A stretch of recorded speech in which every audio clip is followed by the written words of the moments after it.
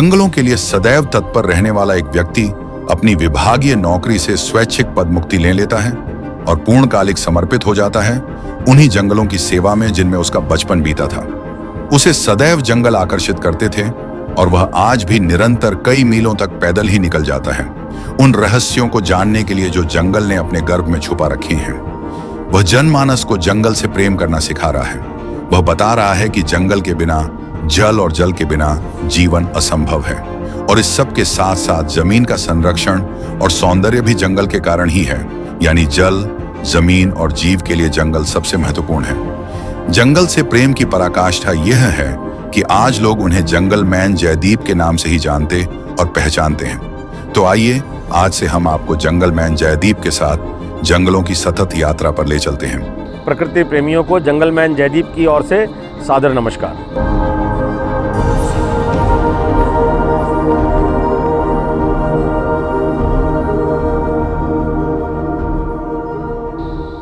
आज हम आपको जिस जगह के बारे में बताने वाले हैं उस जगह पर हम पहुंच चुके हैं। अंतर्राष्ट्रीय युद्धक घटनाओं का साक्षी यह ऐतिहासिक स्थल अभी तक विस्मृतियों में खोया रहा। यह जो जगह है यह भोपाल से 50 से 55 किलोमीटर के लगभग है। देलावाड़ी जंगल कैंप से मात्र 2 किलोमीटर की दूरी पर स्थित है और यह जगह गिन्नौरगढ़ किले के बिल्कुल नज़दीक है, यानी कि सलकनपुर रोड पर। आइए आज हम आपको इस जगह से रूबरू करवाते हैं। इस स्थान का निर्माण 1939 में तत्कालीन पुलिस निरीक्षक लॉर्ड एफ.एस. यंग के द्वारा करवाया गया था। अंग्रेज प्रशासन द्वारा जर्मनी और इटली के सैनिकों को रखने के लिए किया गया था। यह स्थान खूनी जेल के नाम से प्रसिद्ध है।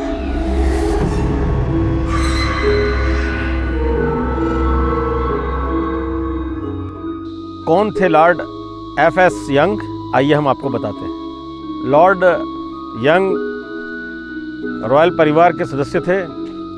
वह इंग्लैंड के पुलिस के एक वरिष्ठ अधिकारी थे।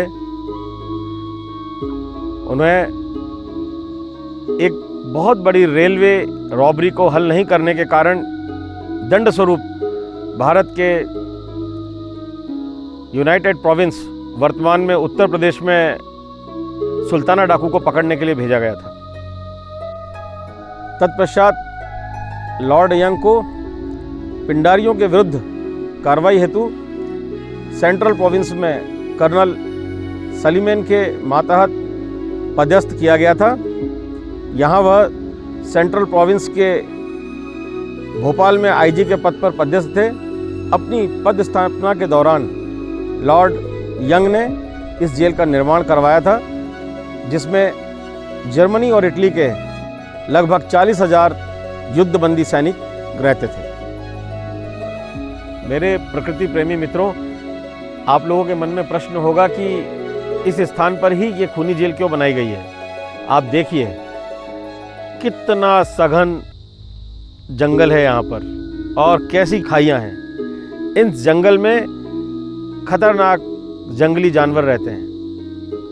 यहाँ जो कैदी रखे गए थे वह सब सैनिक थे, और जो सैनिक वो वीर होते हैं, तो इससे कि वो भाग ना पाए, इस दुर्गम स्थान पर लॉर्ड यंग ने इस जेल का निर्माण करवाया था। इस शिविर के पश्चिम सिरे पर खड़ी चट्टानों के ऊपर से मीलों तक वन्य प्रदेश के मनोहारी दृश्य देखे जा सकते हैं। इस घने जंगल के 6 वर्ग मील क्षेत्र में फैले हुए इस खूनी जेल में 260 से अधिक संरचनाएं स्थित हैं। आइए हम आपको इस खूनी जेल में क्या क्या स्थापित था उसके बारे में बताते हैं। इस खूनी जेल में युद्ध बंदियों के लिए बैरक, अस्पताल, कर्मचारी और अधिकारियों के आवास, अस्तबल, सिनेमा हॉल, वाहन सुधारने के लिए वर्कशॉप, जल संरचनाएं, सड़कें, मीट हाउस और सभी तरह की सुविधाओं की व्यवस्था यहाँ पर थी। उस दौर में भी इस बियाबान घने जंगल में अंग्रेज अफसरों ने अपनी आमोद प्रमोद के सारे संसाधनों का जमावड़ा बना रखा था।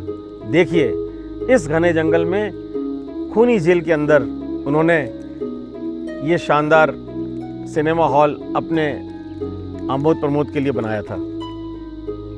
यह वही बैरक है जहां पर जर्मनी के और इटली के युद्धबंदी सैनिक रहते थे और यातनाएं सहते थे।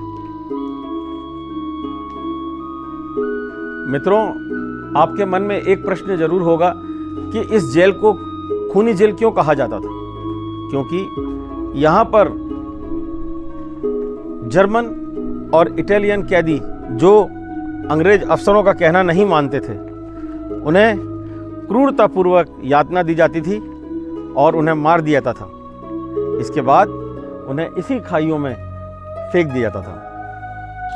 अंग्रेज सरकार की बर्बरता का प्रमाण देता यह स्मारक, जो कि दरवाजा रहित है, इस बात की याद दिलाता है कि किस तरह युद्धबंदी सैनिकों को टॉर्चर करने के लिए खिड़कियों से अंदर फेंक दिया जाता था और उन्हें सीमित भोजन व पानी भी इन्हीं खिड़कियों से पहुंचाया जाता था, जिस कारण अन्य युद्धबंदी डर जाते थे और अंग्रेज सैनिकों की हर बात को चुपचाप मान लिया करते थे। इस खूनी जेल की जल प्रदाय व्यवस्था भी बहुत ही अद्भुत थी।